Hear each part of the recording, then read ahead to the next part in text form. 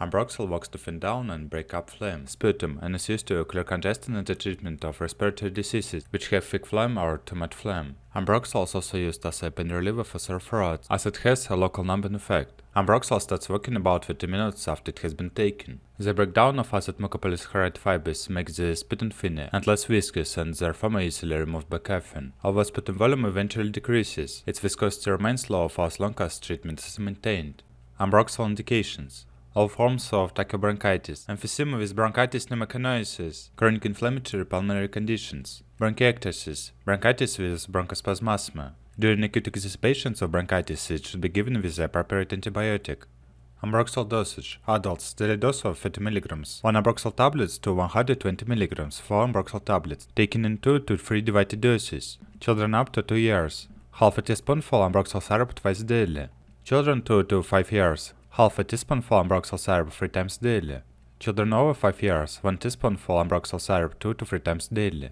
Contraindications: hypersensitivity to the components of the drug, hereditary galactose intolerance, lactase deficiency or malabsorption syndrome of glucose and galactose, first trimester of pregnancy and breastfeeding, children under 6 years of age. Precautions: with the simultaneous use of Ambroxol with antitussive drugs, sputum discharge may be difficult as a result of suppression of the cough reflex. Ambroxol should be taken with caution in patients with weakened cough reflex or impaired mucociliary transport due to the possibility of sputum accumulation. During treatment, it is necessary to drink plenty of fluid, juices, tea, water, as this enhances the mucolytic effect of the drug.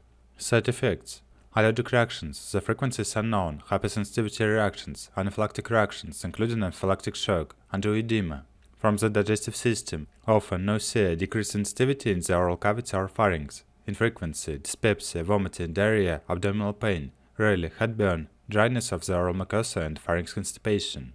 From the respiratory system, rarely dryness of the mucous membrane of the respiratory tract, rhinorrhea, mucus discharge from the nose.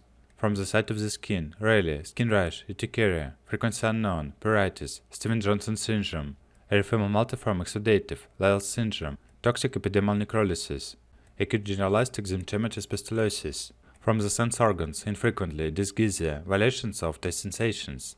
Others, rarely weakness, headache, dysuria, urinary disorders, hypothermia, fever.